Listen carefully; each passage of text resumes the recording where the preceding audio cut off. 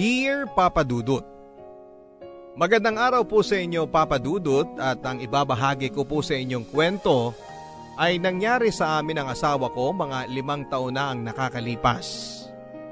Naisipan ko pong ibahagi sa inyo dahil undas na. At dahil sa mga kababalaghang nagsisimulang mangyari muli sa amin itong mga nakaraang taon. At dahil na rin po sa kakaibang karanasan namin, ay mamabutihin ko pong itago na lamang ang aming tunay na pangalan. Ako po si Dennis, 30 years old at isang psychometrician, at lumaki sa Albay Province. Ang asawa ko naman ay si Lady, 28 years old at dito sa Maynila ipinanganak. Noong high school ako ay lumipat na sa Maynila ang aming pamilya. Kaya naman halos dito na rin naman kami lumaki. At umuuwi na lamang kami sa Albay kapag magbabakasyon o kaya naman ay may reunion ang mga magkakamag-anak. Napakaganda po ng aming lugar, Papa Dudut. Naabutan ko pa noong panahon na konti pa lamang ang mga tao. At napapalibutan pa ang mga iilang bahay sa barangay namin ng malalaking puno at napakagandang mga bulaklak. Marami din pong mga pasyalan sa aming lugar tulad ng mga batis at kuweba.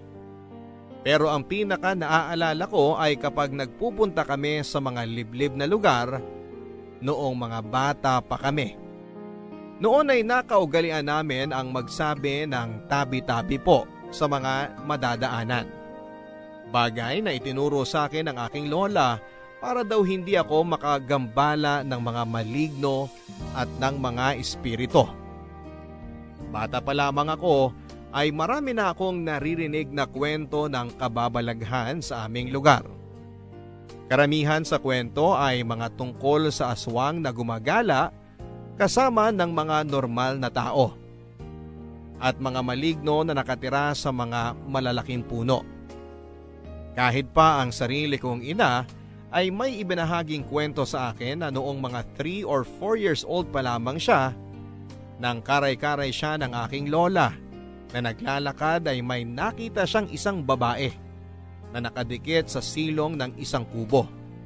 At ang mahaba at malagong buhok nito ay nakalaylay at umaabot sa lupa.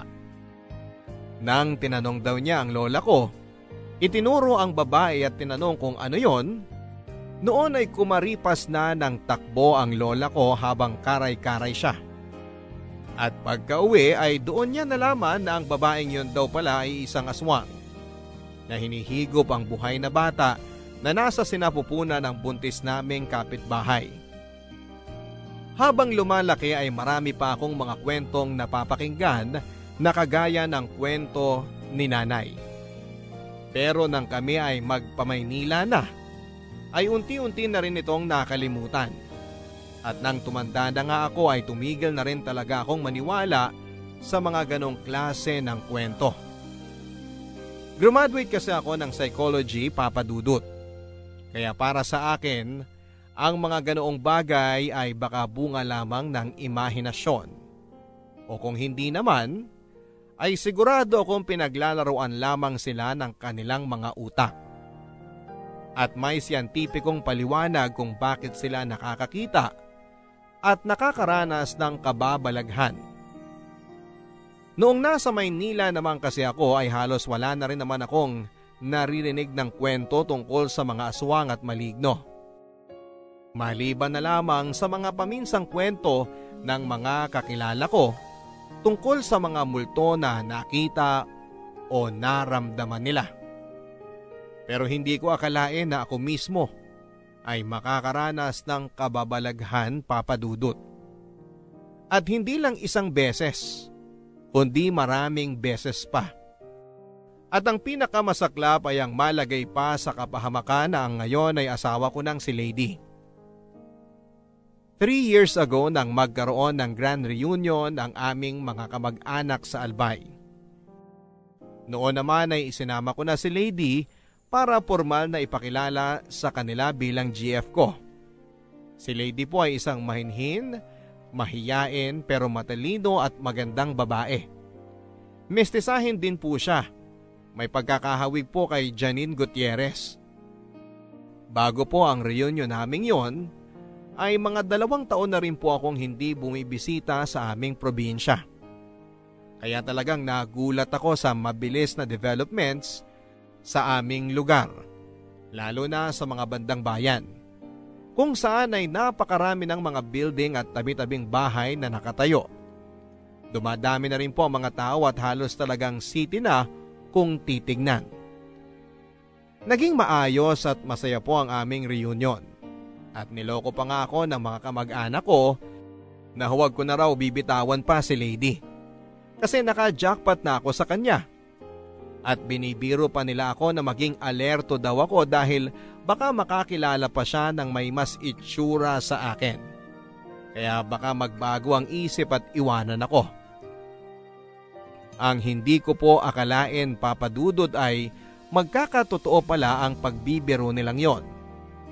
At sa kakaiba at nakakapangilabot pang paraan. Bago kami bumalik sa Maynila ay nagkayayaan na mag-swimming kami sa isang batis sa amin.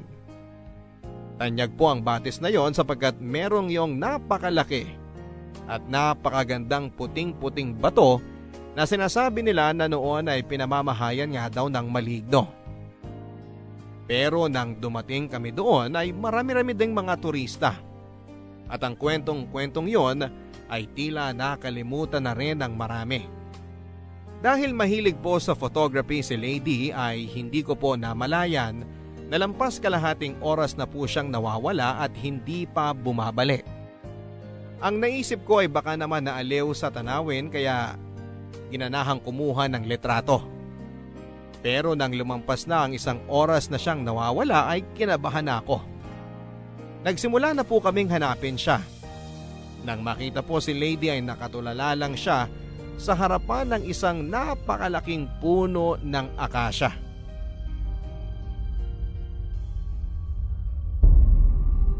Lady! Lady! Lady! Lady! Lady!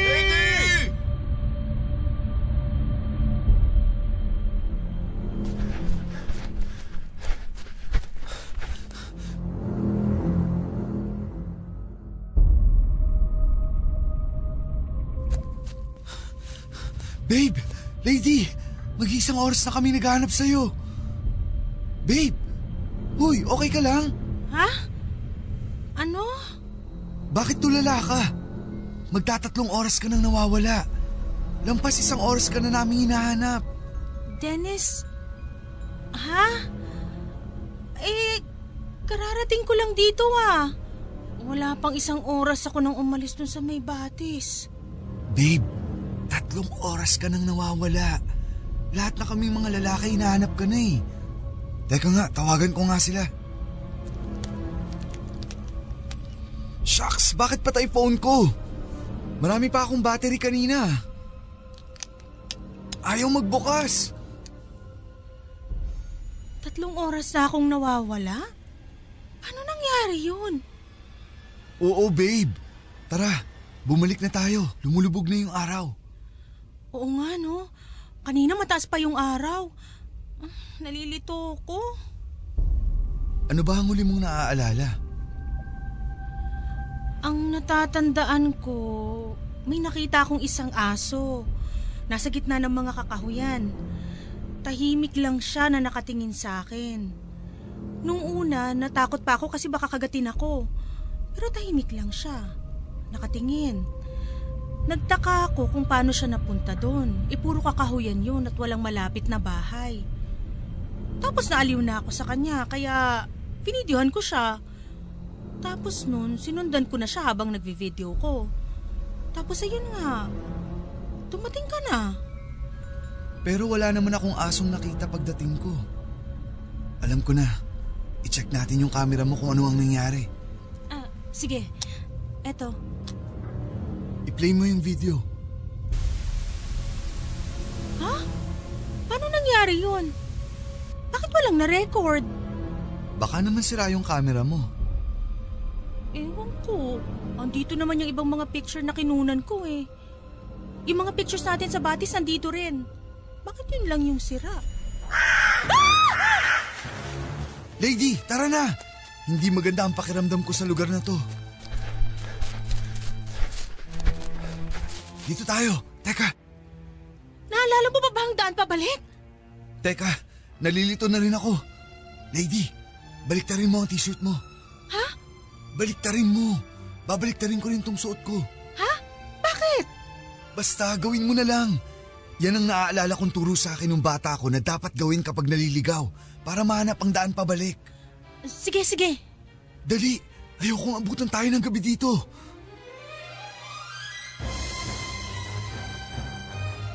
Hindi ko alam kung nakatulong nga ba, pero nahanap naman namin pabalik ni Lady ang daan.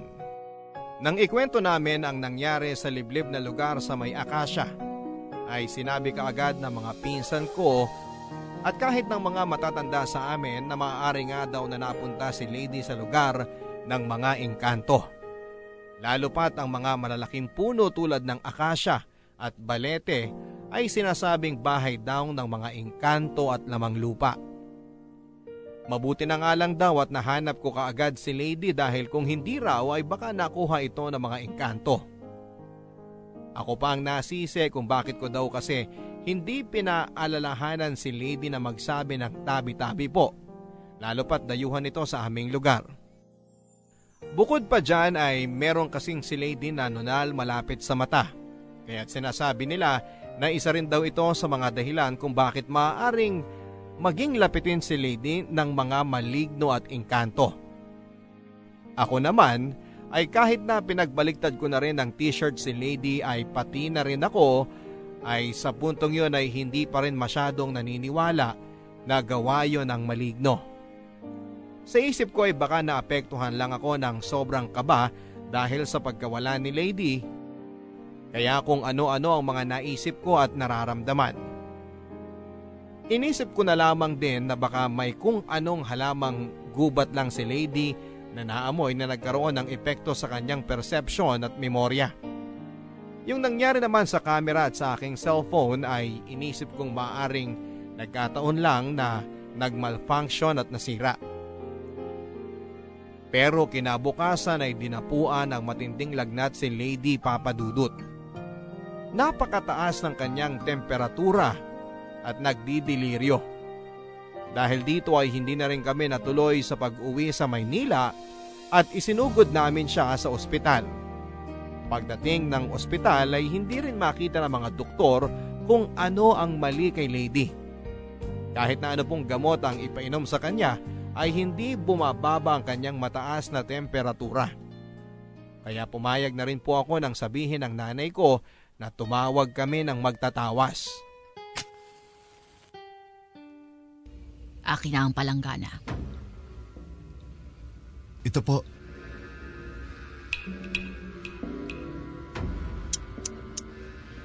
Lalaki. Ano po? Pansinin mo ang forma ng mga patak ng kandila sa tubig. Hugis lalaki. Lalaki po yung maligno? Engkanto. At hindi lang basta ordinaryong engkanto. Isa itong prinsipe sa kaharian nila. Prinsipe? Bakit niya po binigyan ng sakit si Lady? May nasabi pa si Lady sa'yo na natapak ang nuno sa punso.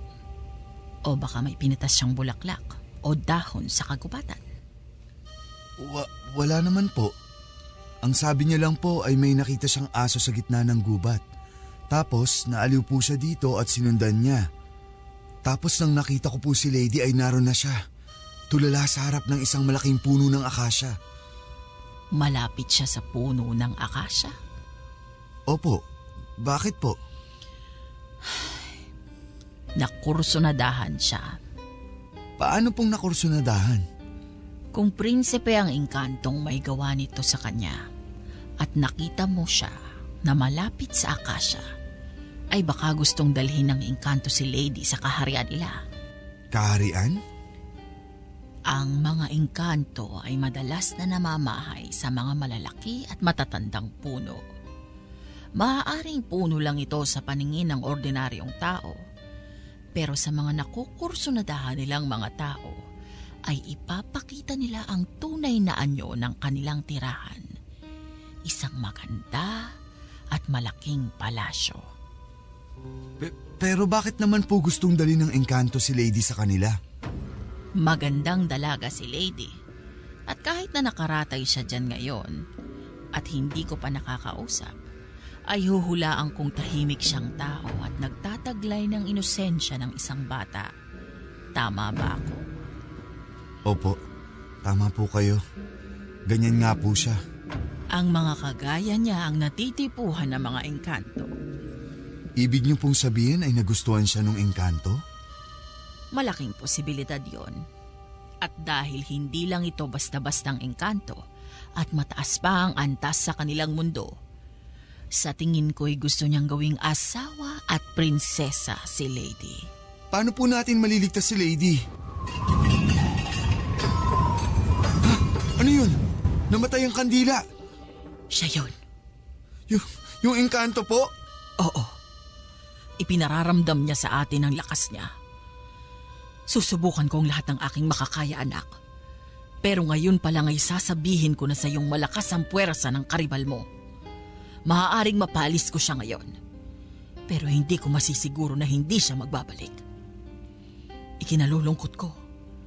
Pero sa mga kagaya ng engkantong ito, sa tingin ko'y hindi siya titigil hanggat hindi niya nakukuha si Lady.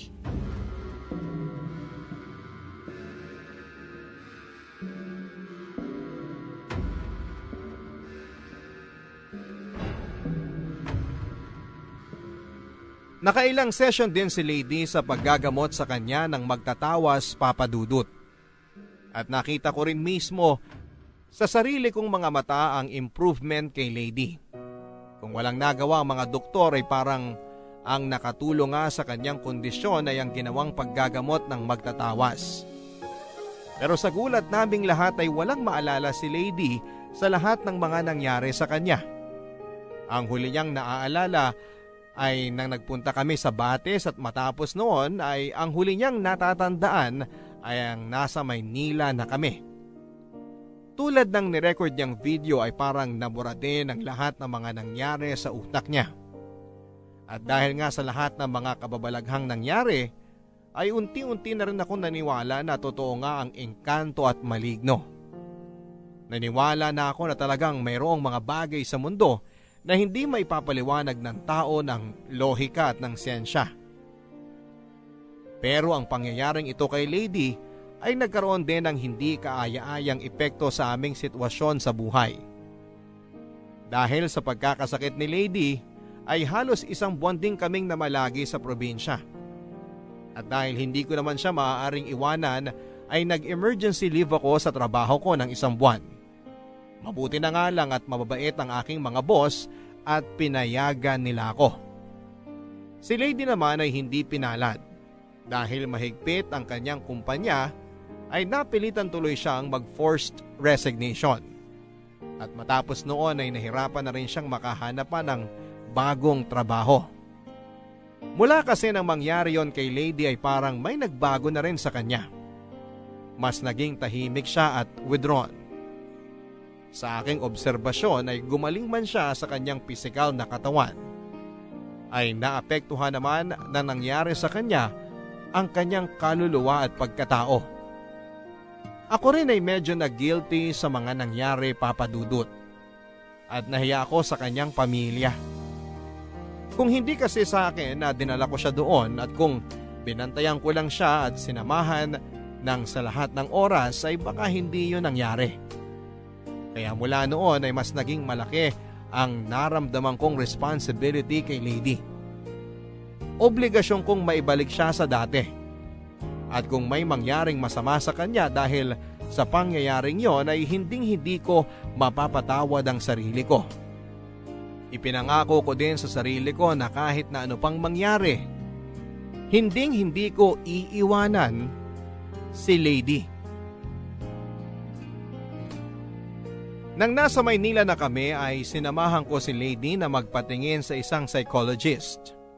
Mabuti na nga lang po at ako ay isang psychometrician kaya naman naging madali sa akin ang makahanap ng therapist na mura lang maningil. Ayon sa pagsusuri ay meron daw depression si Lady. At matapos ng ilang session ay sa awa ng Diyos ay bumuti-buti naman ang kanyang kalagayan. Unti-unti nang bumalik si Lady sa dati niyang ugali na magiliw at optimistic. At nang siya ay gumaling na, ay naging madali na rin muli sa kanya ang makahanap ng bagong trabaho. Bumalik na sa dati ang buhay namin, Papa Dudut. Naging maayos naman si Lady sa kanyang bagong trabaho at ako naman ay balik sa dati na rin na walang masyadong inaalala. Kaya nang kami ay mag-anibersaryo ay minabuti ko rin na mag-propose sa kanya na magpakasal. Nasinagot naman kaagad ni Lady ng kanyang matamis na oo. Agad naming plinano ang aming kasal. Pinagkasunduan namin na mag-iipon muna kami sa loob ng 1 taon para sa magagasto sa aming kasal. At bilang paghahanda na rin sa aming future. Naging maayos at maganda ang mga sumunod na buwan. At akala ko'y magtutuloy-tuloy na ito. Hanggang sa may dagok na namang dumating sa aming pagsasama. Napansin ko na meron na namang pagbabago kay Lady. Pero sa pagkakataong ito ay wala nang kinalaman sa kababalaghan. Napansin kong nagkaroon ng kakaibang sigla sa kanya pero pakiramdam ko ay hindi naman dahil sa akin o sa kanyang trabaho. Nakaramdam ako na parang meron siyang iba. Matapos ang ilang linggo nang mapansin ko kay Lady ang pagbabago sa kanyang kinikilos, ay nagsimula na rin siyang manlamig sa akin. Kapag nagkikita kami ay pakiramdam ko ay napipilitan lang siya. At parang palagi siyang nagmamadali na umalis. Dumating na rin sa puntong parang iniiwasan na niyang makipagkita sa akin. O maski ang makipag-communicate. At doon ko na nga naramdamang posibleng meron na siyang third party. At isang araw ay dumating na nga ang pinaka-kinakatakutan ko. Nakipagkita sa akin si Lady at sinabi niyang gusto na niya na makipaghiwalay. Dennis, may gusto sana akong sabihin sa'yo. May kinalaman ba tong sasabihin mo kung bakit hindi ka na nagpapakita sa akin? At kung bakit iniiwasan mo na ang tawag ko? Oo. May iba ka na?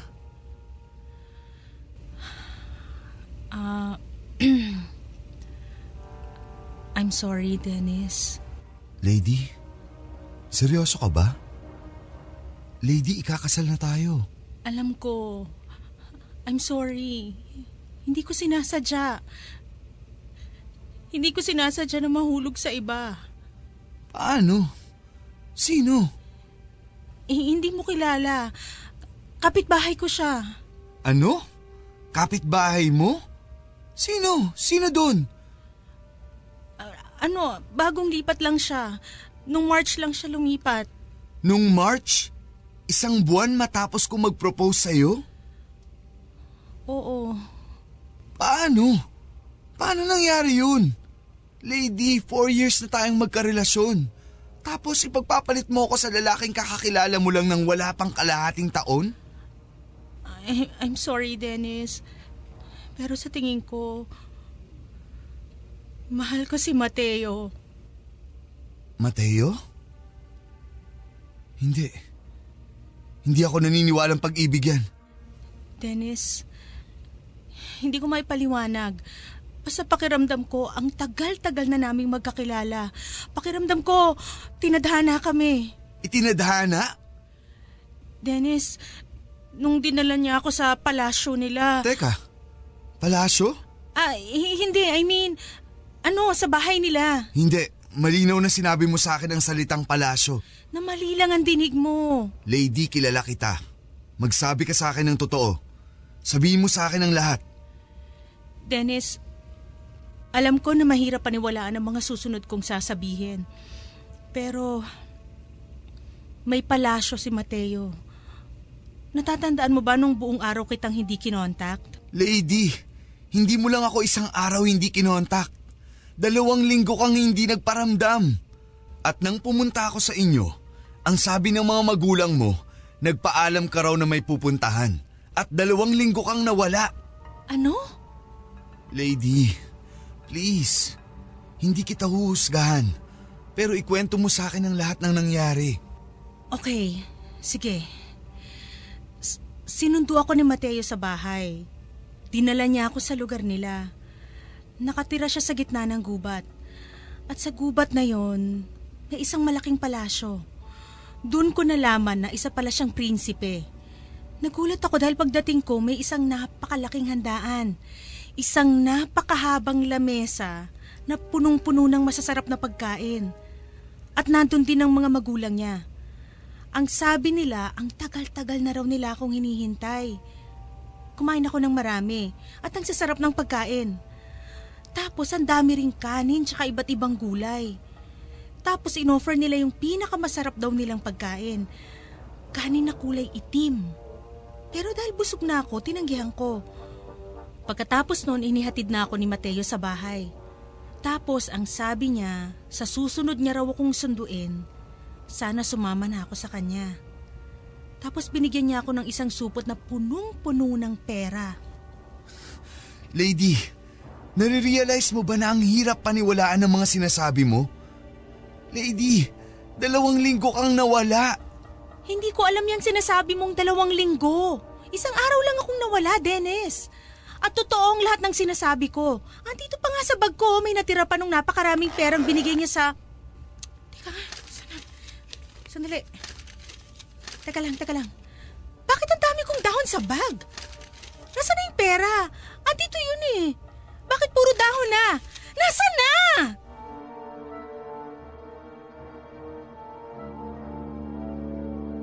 Gusto ko sanang dalhin si Lady sa psychiatrist, pero ang unang kutob kong naramdaman ay hindi ordinaryong sakit ang dumapo kay Lady Papadudut. Masyadong malapit ang kinuwento niya sa mga nabanggit dati ng magtatawas, ang tungkol sa palasyo, ang tungkol sa engkantong prinsipe na gustong asawahin si Lady. Bukod pa dyan ay alam kong kapag dinala ko si Lady sa ospital at kinonfine, agad siyang mapupunta sa psychiatric ward at papainumin ng kung ano-anong gamot. At oras na ipasok ko siya roon ay mahihirapan na akong ilabas siya. Pero ang pinakakinakatakutan ko ay baka hindi ko na siya mailigtas sa loob ng ward kung sakaling doon siya matsyempohang sunduin ulit ng engkanto. At baka sa pagkakataong yon ay tuluyan na ngang sumama si Lady sa kanya. Dahil sa nangyari ay agad kong inalerto ang mga magulang ni Lady. Ipinaliwanag ko sa kanila ang pagkakatugma ng mga sinabi nito sa akin sa mga sinabi dati ng magtatawas. At dahil maski sila ay hindi may paliwanag ang mga nangyayari ay pumayag din sila na huwag munang dalhin sa psychiatrist si Lady. Sinabihan ko na lang sila na huwag munang papasukin sa trabaho si Lady at huwag hayaan na mawalan ito ng tagabantay. Agad ko rin kinontak ang mga kamag-anak namin sa probinsya at ipinahanap ang nagtawas kay Lady.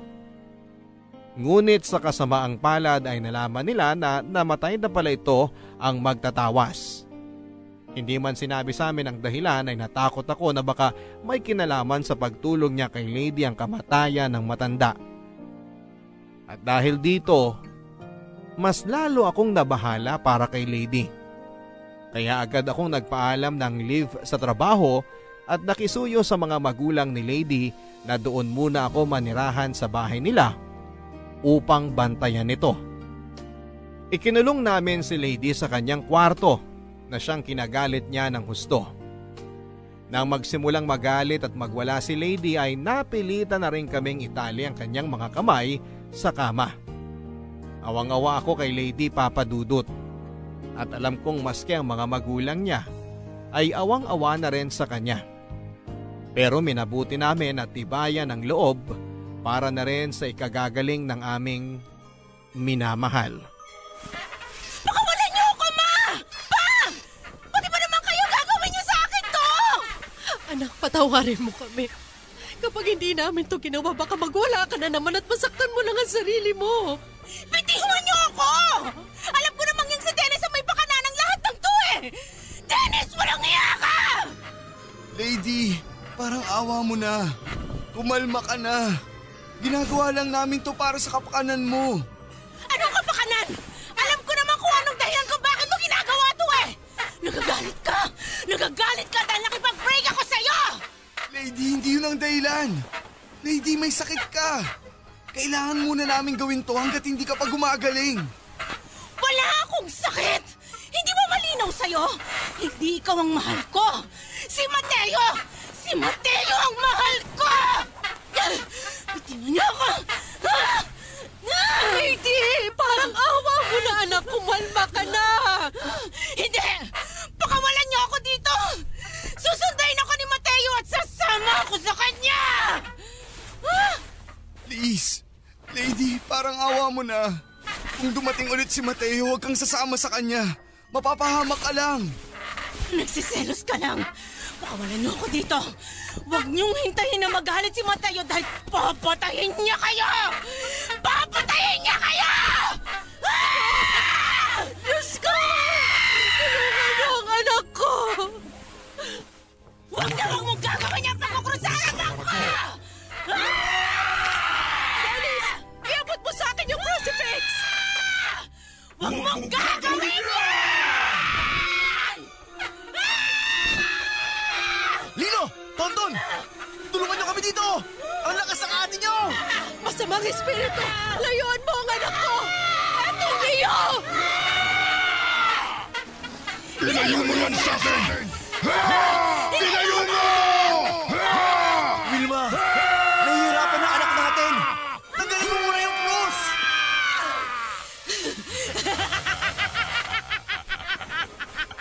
Hindi niyo kami mapipigilan ni Lady! Dennis! Hindi ka mahal ni Lady! Sa akin siya sasama! At wala ka nang magagawa! Hindi! Hindi ako papayag! Mahal ko si Lady! Nagmamahalan kami! Ikaw ang umalis! Nilagat! Nagpasal ang mga mo nilagat! Nay! Ang cross! Ibalik niyo!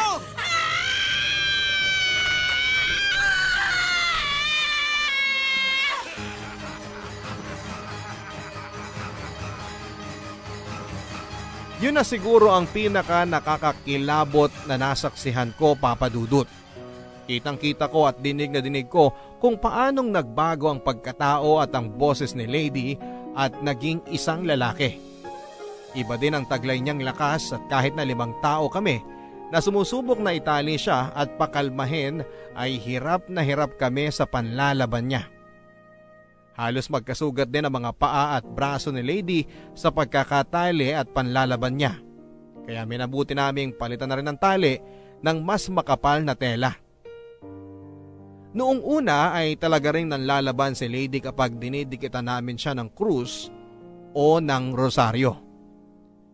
Pero nang tumagal ay kumalma na rin ito at hindi na nanlaban.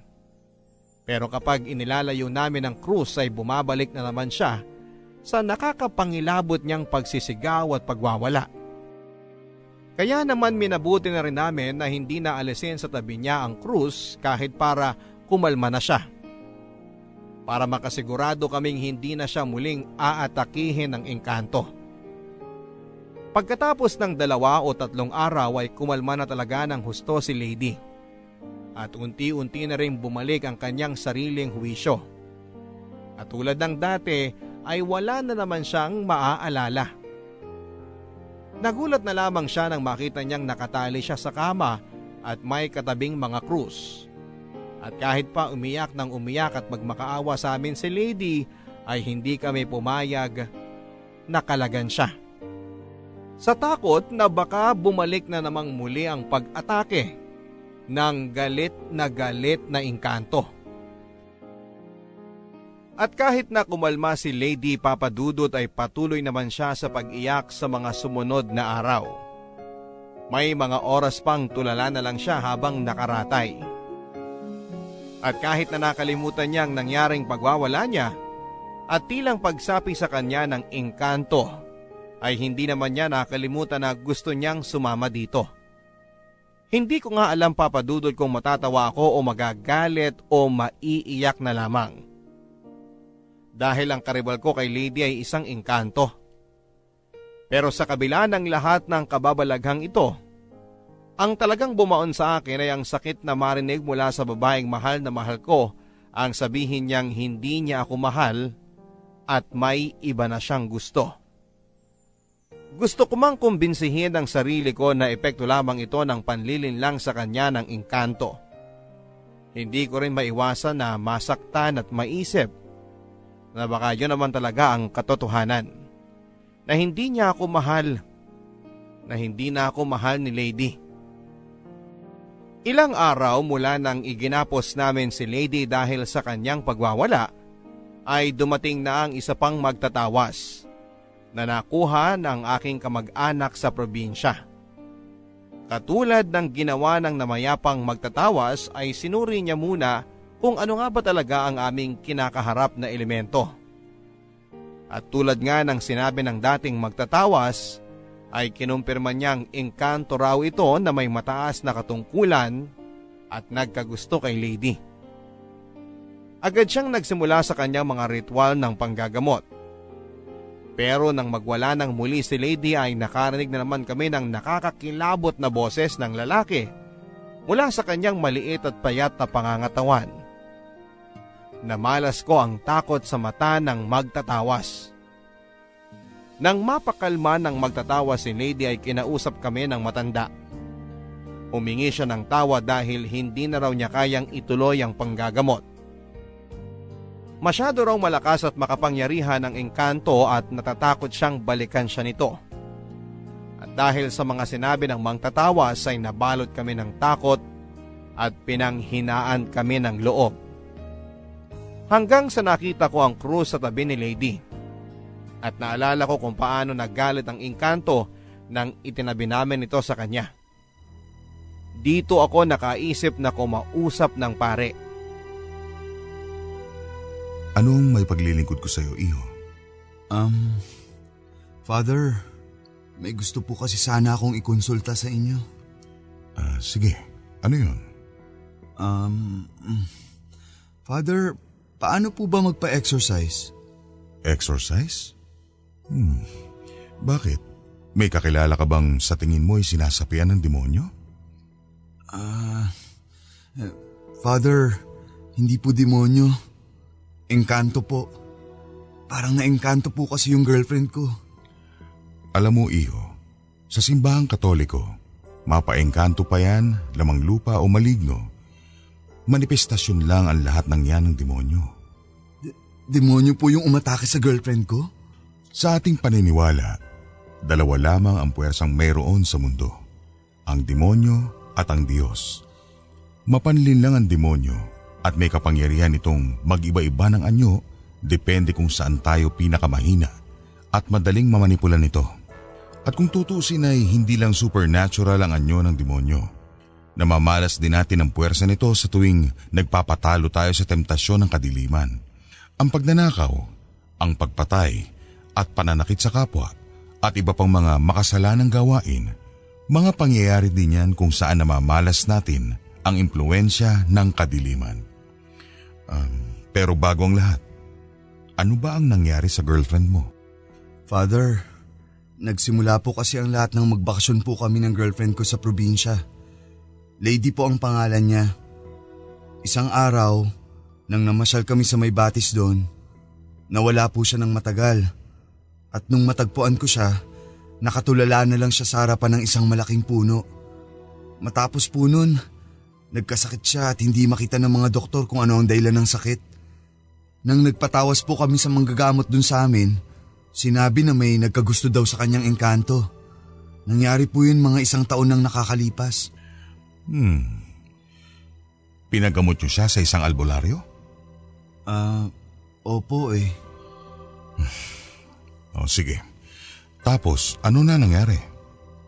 Matapos po naming magpatawas, bumalik naman sa normal si Lady. Pero 1 buwan matapos ko mag-propose sa kanya ng kasal, kinausap niya ako na gusto na raw niyang makipag-break. Dahil iba na raw po ang mahal niya. At nang ikinuwento po niya kung saan niya nakilala at ang pagkatao ng lalaking yun, tumugma po dun sa description ng magtatawa sa engkantong nakita niya na nagkagusto kay Lady. At nagsimula ulit siyang atakehin ito nung mag-propose ka sa kanya ng kasal?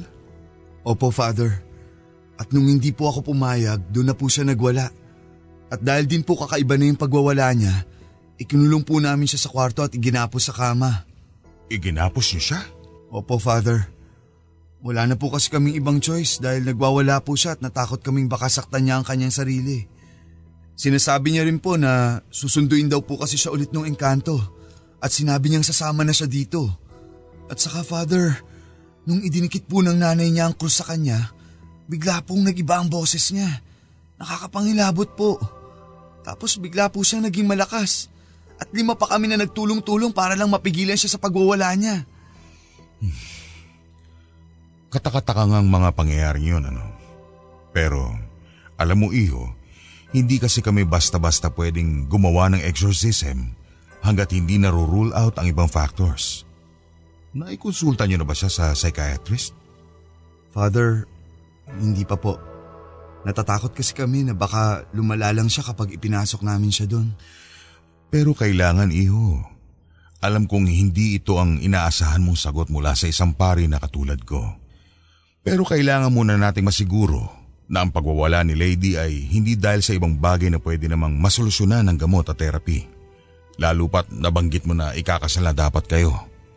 Alam naman nating lahat na ang pagpapakasal ay isang napakalaking life decision na maaaring makapagbigay ng matinding stress sa isang tao psychologically. Father, please. Parang ahawan niyo na po. Kahit bisitahin niyo lang po muna si Lady. Pero sige po, pangako. Pagkatapos po nun, kukonsulta po kami sa isang psychiatrist.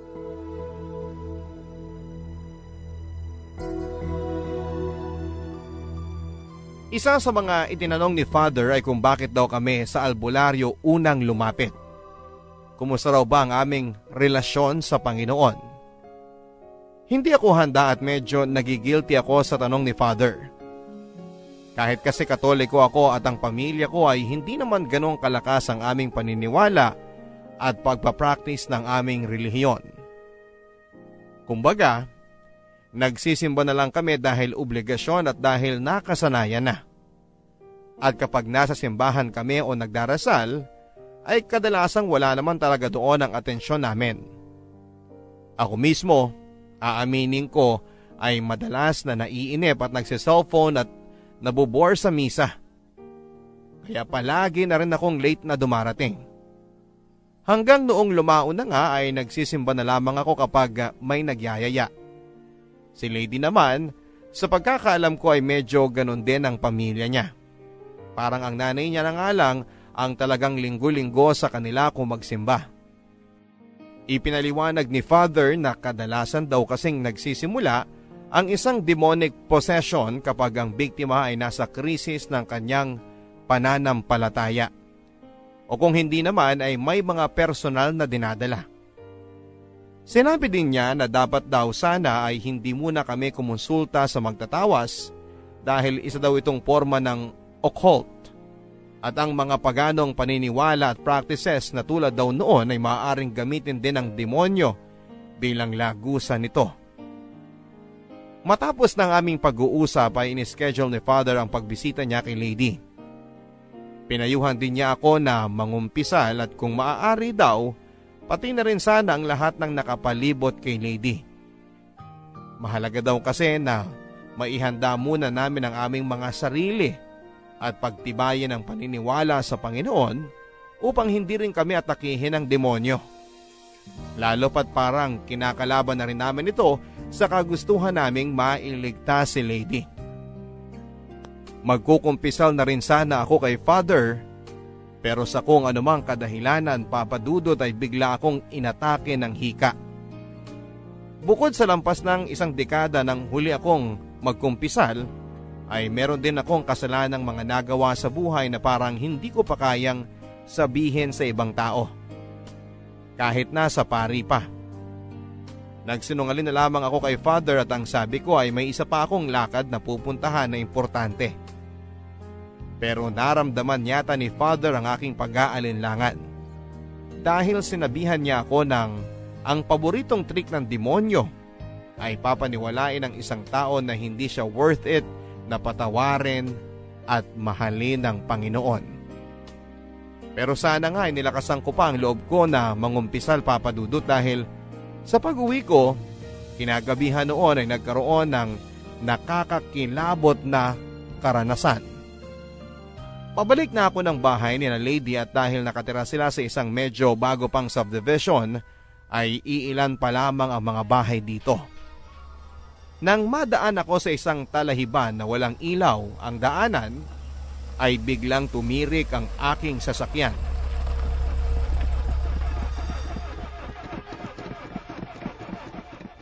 Ano ba to? Bakit tumigil?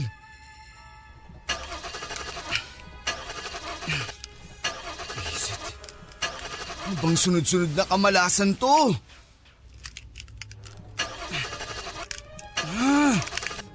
Bakit ayaw? Yung makina kaya? Hindi naman nag-overheat. Wala namang problema. Saan galing tong asong to? Doggy, huwag mo akong lapain. Mabait ako.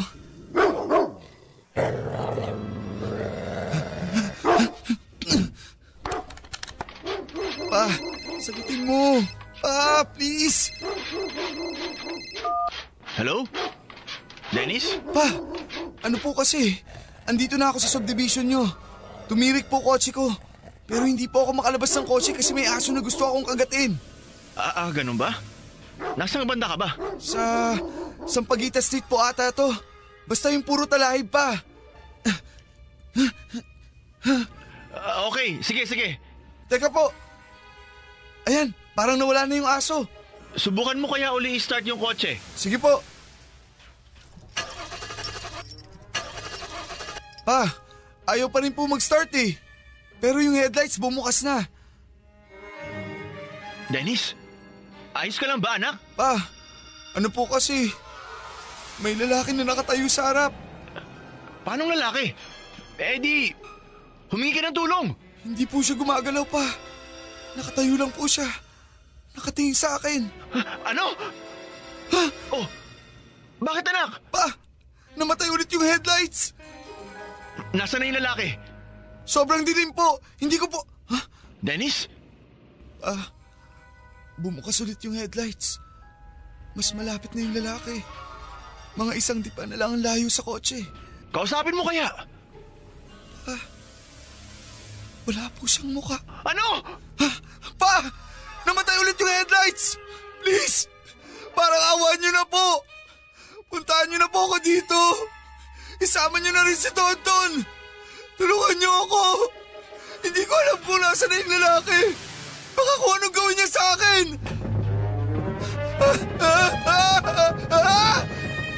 Pa! Bilisan niyo! Niyulog niyo dyan itong kotse! Puntahan niyo na ako! Sino magbabantay kay Lady kung pumunta kami dyan? Pa! Ang hirap sa'yo, Dennis. Bukod sa napakamakasarili mo na, ay napakaduwag mo pa. Kaya ayaw na sa'yo ni Lady dahil wala kang kwentang lalaki.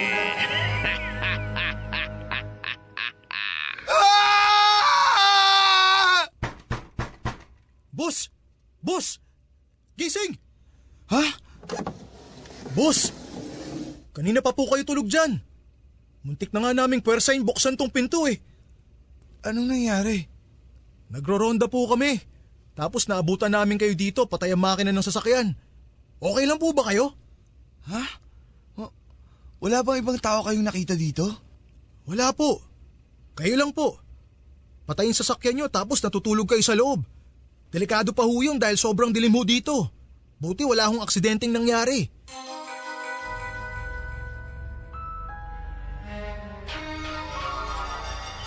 Sa pagdating ko sa bahay ni na Lady ay minabuti kong isarili ko na lamang ang mga nangyari sa akin, Papa Dudut. Ayaw ko na rin kasing takutin pa sila sa mga nangyari sa akin. At nang pumasok ako sa kwarto ni Lady ay kita kong tahimik lang siyang nakahiga dito. Ang krus ay malapit pa rin sa kanya. Pero nakatitig lang siya sa akin at parang may pilyang ngiti sa kanyang mga mukha. Pinulong ko rin ang kanyang pamilya at sinabi ko sa kanila ang napag-usapan namin ng pare. Ang sabi ko sa kanila ay makakabuti siguro na bago dasalan ni Father si Lady ay mangumpisal muna kami ng aming mga kasalanan dito. At sinabi ko rin sa kanila na mas makakabuti siguro kung sabay-sabay kaming magdarasal ng rosaryo bawat oras at ipagtirik ng kandila si Lady. Nang nagdarasal na kami ay kita kong apektado si Lady. Kahit na hindi siya nagwawala kagaya ng dati ay iyak naman siya ng iyak. Nagmamakaawa na itigil na raw namin ang ginagawa namin dahil lang sakit daw sa tenga at para daw pinupunit ang kanyang kalamnan. Kahit na naaawa kami ay pinagpatuloy lang namin ang pagdarasal at hindi kami tumigil. Nairaos namin ang gabing yon nang wala namang ibang kababalaghan pang nangyari. At minabuti naming maghalinhina ng tulog at palaging dapat ay may isang gising para magbantay kay Lady. Kinabukasan, papadudod, sa pagdating pa lang ng pare ay hindi na mapakali si Lady. At nang isa-isa na kaming nagkumpisal sa pare ay kung ano-ano rin ang mga lumalabas sa bibig ni Lady. Tawa ng tawa. Nagmumura, nagagalit at nagsasabi ng kung ano-anong mga nakakahiyang bagay tungkol sa bawat isa sa amin. Pero nilaksa namin ang aming loob at pinagpatuloy lang namin ang mga ginagawang paglilinis ng kasalanan. At kita ko rin na parang pinapawisan si Father. At ramdam kong nahihirapan siya sa kanyang ginagawa. Hindi nagtagal ay hindi na nakayanan ni Father at tumawag pa siya ng isa pang pare na makakatulong sa kanya. At silang dalawa na ang nagtulong na dasalan si Lady. Habang dinadasalan at winiwisikan ng pare si Lady ng holy water, ay nagwawala ito. At hindi nga tumagal at lumabas na naman sa kanyang bibig ang nakakakilabot na boses ng lalaki. Kung ano-anong mga masasama at mahahalay na bagay ang sinasabi niya.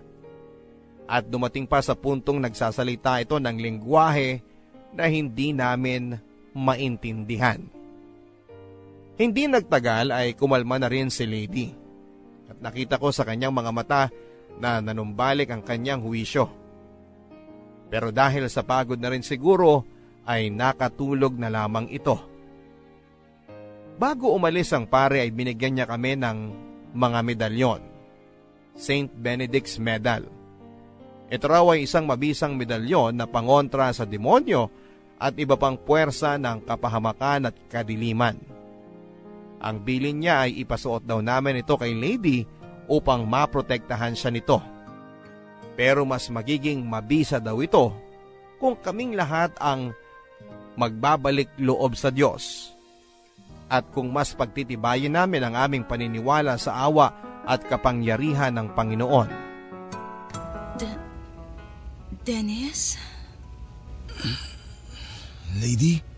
Dennis, bakit ako nakagapos? Ha?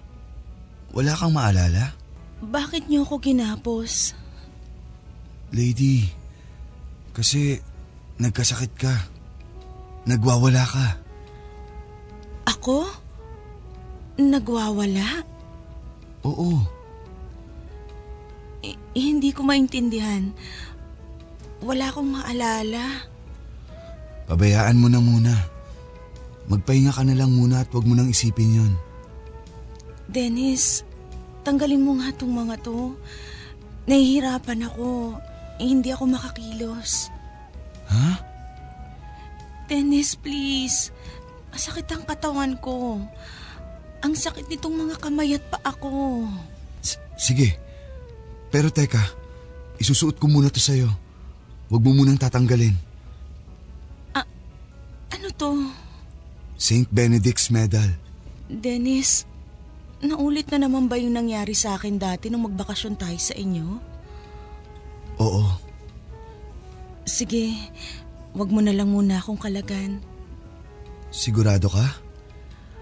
Oo. Lady, ano ba ang huli mong naaalala?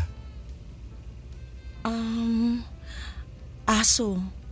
May naaalala kong aso. Nadaanan ko. Nakatayo siya malapit sa isang puno. Pauwi na ako nun sa bahay. Yun lang ang naaalala mo? Oo, pero nitong mga nakaraang buwan, may mga pagkakataon akong nagugulat ako kung bakit ako nasa lugar na yon. Dennis, natatakot ako. Shh! Huwag kang matakot. Andito lang kaming lahat para sa'yo. Yayakapin kita. Poprotektahan kita. Pero paano kung ikasal na tayo tapos mangyari uli sa akin to? Ikasal? Hindi mo na naaalala na nakipag-break ka sa akin? Ha? Bakit ko naman gagawin yun? Hindi ko nga rin alam. At dahil nga rin doon, kaya ako naisip na baka bumalik yung kondisyon mo dati. Dahil alam ko na mahal kita at mahal mo rin ako. Maraming salamat at nagtiwala ka sa akin. Maraming salamat at hindi mo ko iniwan. Hinding-hindi kita pababayaan at iiwan, lady. Hanggang kamatayan.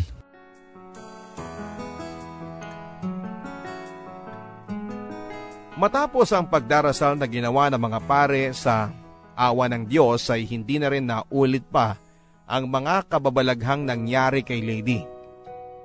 Nang nakarecover din siya ng kaunti ay sinunod din namin ang payo ng pare at kumonsulta na nga rin kami sa psychiatrist.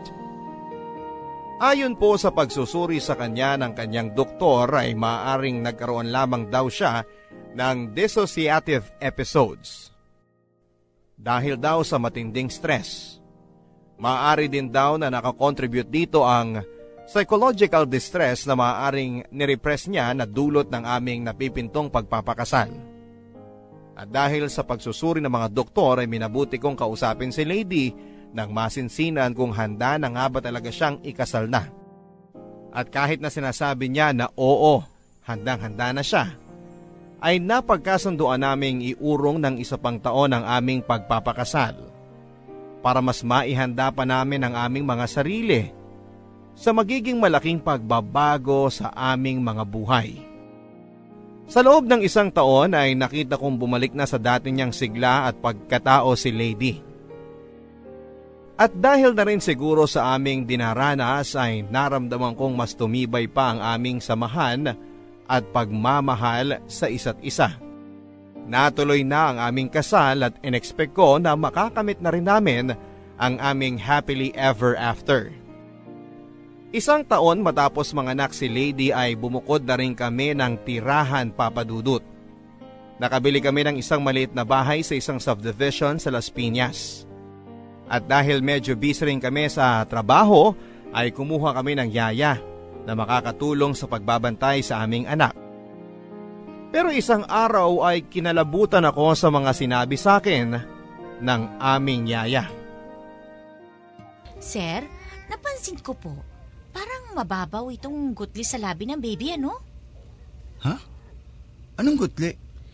Itong nasa ibabaw po ng labi natin na medyo mahaba at nakalubog. Sana mas lumubog pa yung kay baby paglaki niya, no? Bakit naman? Kasi po, may pamahiin sa lugar namin na kapag ang isang tao daw po ay walang gutli sa labi, engkanto daw po yun. O kung hindi man, lapitin daw po ng engkanto. Ano? Naku, natakot ulit kayo, sir. Huwag po kayo mag-alala. Kasabihan lang naman yun dun sa amin. Nga pala, sir, kagabi pala nung wala kayo ni ma'am, may pumunta dito na weirdong lalaki. 10 oras ng gabi. Lalaki? Nakausap mo? Opo. Natakot nga po ako nung una kasi 10 oras na ng gabi. Tapos may nagdodoorbell. At dahil natakot po ako, nagmasid muna ako sa bintana. Sinilip ko lang siya ng matagal. Tapos natakot po ako kasi nakatayo lang siya doon sa labas ng gate. Hindi gumagalaw. Akala ko nga estatwa. Tapos nagdoorbell ulit. Kaya napilitan na po akong labasin siya. Anong sabi niya? Hinahanap niya po kayo ni ma'am. Bakit niya daw kami hinahanap? Hindi naman po niya sinabi kung bakit. Basta nung sinabi ko po na wala kayo, ang sabi niya lang alagaan kong mabuti si baby. Tapos babalik na lang daw po siya pag 7 years old na si baby. Ano? Oo nga po Kaya nga po ang weirdo nung lalaki. Pero po ba kayong nakaaway o kakilala na may tililing? Wala. Bakit niya sinabi na babalikan niya si baby? Wala naman pong sinabi. Basta yun lang, alagaan ko raw ang bata. Tapos nung tinanong ko kung may ipagbibilin ba siya, ang sabi niya lang babalik na lang daw po siya kapag 7 years old na nga si baby. Anong itsura ng lalaki? Ay, matangkad po mistisuhin. Pero hindi ko rin po masyadong maaninag yung mukha kasi nga po madilim na. Nakuha mo ba ang pangalan niya? Ano nga ba yun? Mark po yata. Ay, hindi po. Mateo pala.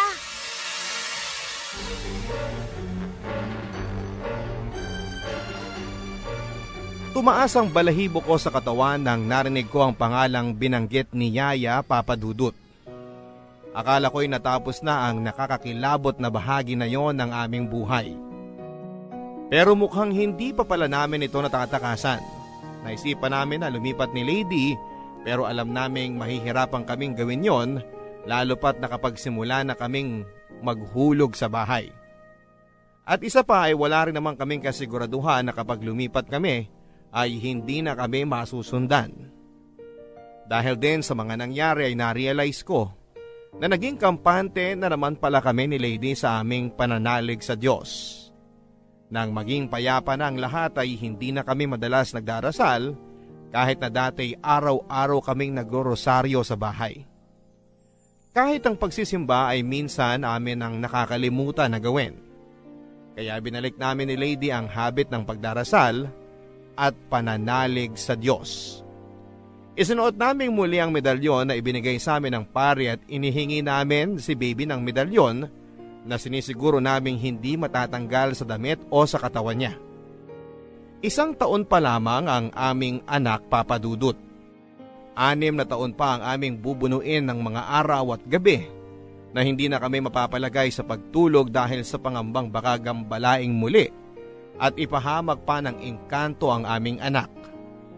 Kaya sa lahat ng aming makakaya, ay pipilitin namin ni Lady na kumapit at maging tapat sa Diyos at sa isa't isa at maging mabuting asawa at tao.